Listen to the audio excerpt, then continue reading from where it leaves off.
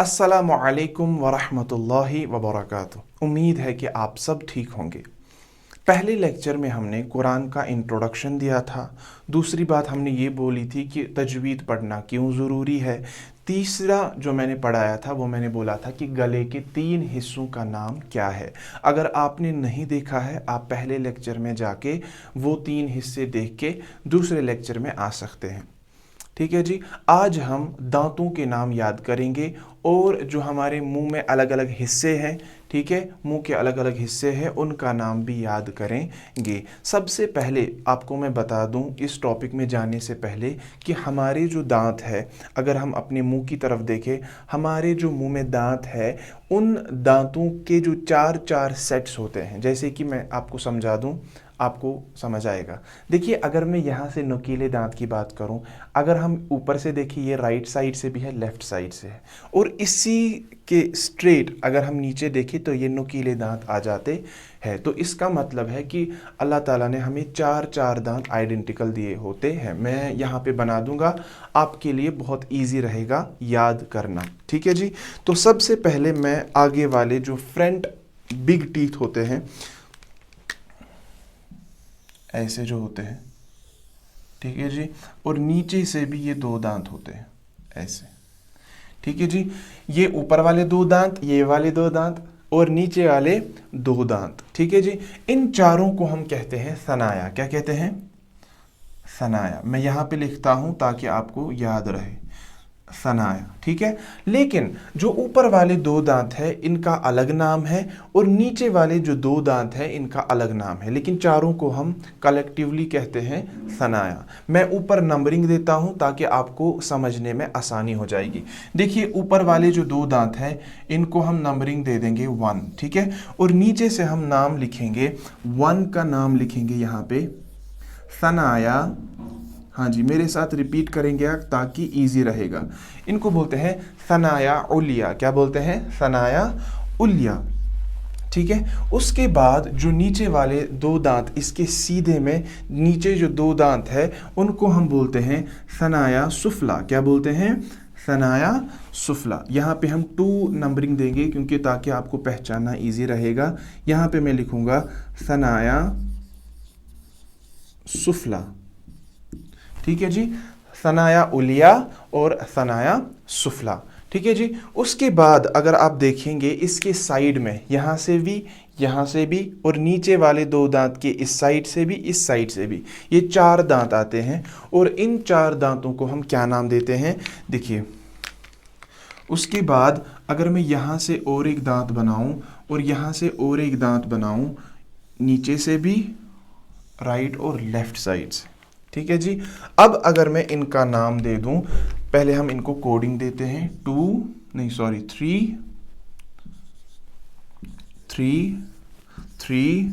और 3, यानी कि ये 4 दांत जो है, इनको हम नाम देते हैं रुबाइयात। क्या नाम देते हैं? रुबाइयात। ठीक है। इसको आप लिख के रखेंगे ताकि आगे जब मैं बोलूँगा रुबाइयात से मिलाना है, सनाया उलिया से ज़बान को मिलाना है, ताकि आपको समझ आए। तीसरा जो मैंने बोला कि उसको बोलते हैं रुबाइयात। ठीक है जी, ये याद रखना है, रुबाइयात। इसके बाद अगर हम देखें, आप अपने मुंह की तरफ देख सकते हैं और इमेजिन कर सकते हैं, तब जाके समझ आएगा। उसके बाद अगर मैं राइट साइड, लेफ्ट साइड से देखूं चारों तरफ, तो नुकीले दांत स्टार्ट होते हैं, यानी कि एक एक नुकीला दांत हमें होता है। ठीक है जी। यहाँ पे बनाते हैं उसको ऐसे। ठीक है जी। ऐसे, ऐसे और ऐसे। ठीक है जी। ये 4 नुकीले दांत अगर आप मुंह की तरफ देखेंगे तो आपको समझ आएगा। और इसको हम नंबरिंग देंगे 4। क्या देंगे? 4 4 4 4। ठीक है जी। अब अगर हम इनका नाम देखेंगे, इनका नाम क्या है, तो इनका नाम हम देते हैं उन्याब। क्या देते हैं? उन्याब। ऐसे 4 नंबरिंग देंगे क्योंकि यहाँ पे भी 4 दे दी, तो यहाँ पे लिखेंगे हम उन्याब। क्या लिखेंगे? उन्याब। ठीक है। याद करना ज़रूरी है। ठीक है। उन्याब। पहले हमने बोला सनाया उलिया, सनाया सुफला, रुबाइयात और ये 4 दांत उनियाब। इसके बाद अगर आप देखोगे हमारे जो डाढ़े होते हैं, ठीक है, जो मोटे, इसके बाद अगर आप देखो जो मोटे दांत स्टार्ट होते हैं, तो सबसे पहला जो डाढ़ा होता है, पहला मोटा दांत जो होता है, यहाँ से भी, यहाँ से भी, यहाँ से भी और यहाँ से। इनको मैंने इसलिए कलर किया ताकि आपको समझ आए और आपको पहचानना आसान हो जाएगा। तो अब हम इनको नंबरिंग देते हैं, ठीक है जी। 5 5 5 और 5, यानी कि नुकीले दांत के बाद जो पहला डाढ़ा होता है उसका नाम क्या देते हैं हम? ज़वाहिक। क्या नाम देते हैं? ज़वाहिक। ऐसे 5 और यहाँ पे लिखते हैं ऐसे ज़वाहिक। क्या नाम देते हैं? ज़वाहिक। ठीक है जी, इनका नाम आप याद रखिए। देखिए, अगर आपको उर्दू पढ़नी नहीं आती या अरबिक पढ़नी नहीं आती, इंशाल्लाह सारा कुछ आएगा, लेकिन इनको जो मैं बोल रहा हूँ आप औरली इनको याद रख सकते हैं। सनाया उलिया, सनाया सुफला, रुबाइयात, उनियाब और ज़वाहिक। ठीक है जी। उसके बाद हमारे 3 दांत, पहला जो मोटा दांत है वो छोड़ के 3 दांत और हमें ऐड कर रहे हैं। ठीक है जी, मैं यहाँ से बना देता हूँ ऐसे 1 2 3, 1 2 3।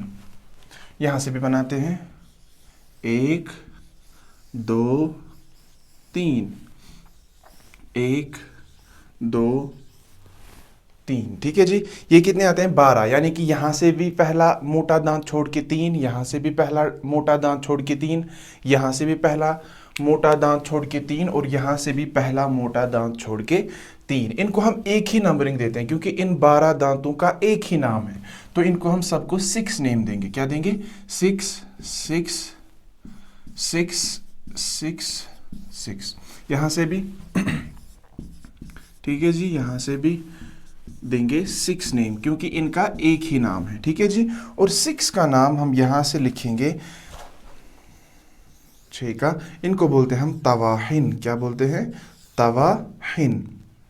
ठीक है जी, तौ से तवाहिन। ठीक है, याद रखना तवाहिन।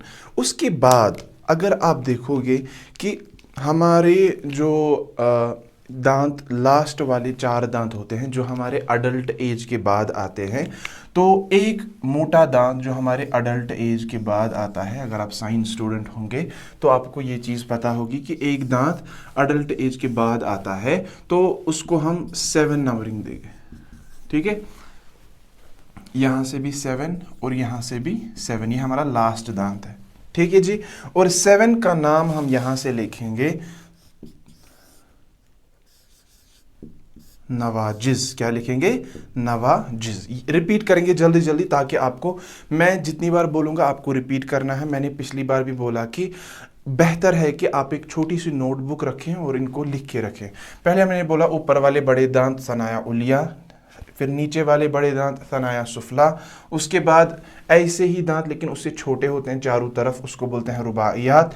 उसके बाद नुकीले दांत चारों तरफ, उनको बोलते हैं उनियाब। फिर पहला मोटा दांत चारों साइड, उनको बोलते हैं ज़वाहिक। उसके बाद 3 दांत, ठीक है जी, 3 दांत जो होते हैं उनको बोलते हैं तवाहिन। उसके बाद जो लास्ट वाला दांत जो अडल्ट एज के बाद आता है, इनको बोलते हैं क्या?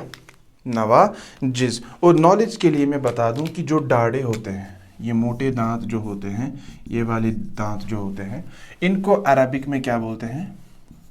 इनको अरबिक में अज़रास बोलते हैं। क्या बोलते हैं? अज़रास। ठीक है, नॉलेज के लिए है, अज़रास दाढ़ों को अरबी में बोलते हैं।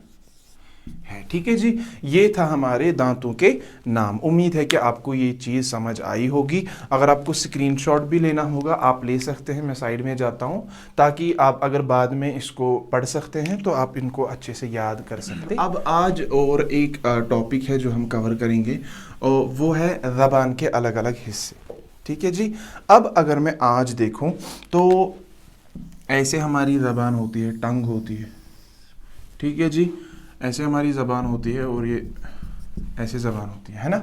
तो ज़बान के अलग अलग हिस्से हैं। जब हम हरूफ पढ़ेंगे तो ज़बान के अलग अलग हिस्सों को मैं बोलूँगा कि ज़बान का फ़लाँ हिस्सा फ़लाँ दांत से मिलाना है, तो आपको समझ आना चाहिए। तब भी मैं इंशाल्लाह बहुत कोशिश करूँगा तब भी आपको बहुत ईजी तरीके से समझाने की, लेकिन फ़िलहाल ये चीज़ें आपको याद होनी चाहिए। देखिए, जो सबसे आगे वाला टिप होता है, जिसको हम टिप ऑफ टंग बोलते हैं, ये वाली चीज़, इसको मैं इस्तेमाल करूँगा ज़बान की नोक से। क्या बोलूँगा मैं?